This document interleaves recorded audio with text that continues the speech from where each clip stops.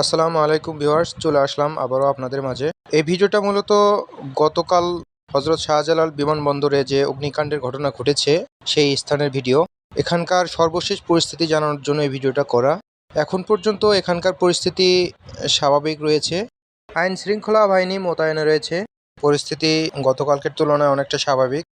Fire brigade এখনও কাজ করতেছে।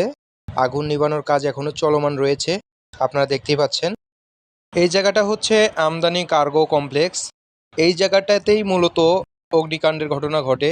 যদিও আগুন নিয়ন্ত্রণে এসেছে, তারপরও এখনও ভিতর থেকে ধোঁয়া বের হচ্ছে এবং ফায়ার ব্রিগেড এখনও কাজ চলমান রেখেছে। নিরাপত্তার স্বার্থে এবং কাজের বিঘ্নতা না ঘটার কারণে কাউকে প্রবেশ করতে দিচ্ছে না, যার জন্য আমিও ভিতরে প্রবেশ করতে পারিনি। ভিতরে ফায়ার ব্রিগেড কাজ চলমান রেখেছে বর্তমানেও। এই জায়গার তুলনায় এই জায়গাটাতে অগ্নিকাণ্ডের ঘটনাটা ঘটেছে বেশি। এখনও ধোঁয়া উঠতেছে এই জায়গায়। এখানে সংবাদ সম্মেলন হবে। ফায়ার ব্রিগেডের সিনিয়র অফিসার এই অগ্নিকাণ্ডের ঘটনা নিয়ে কিছু কথা বলবেন।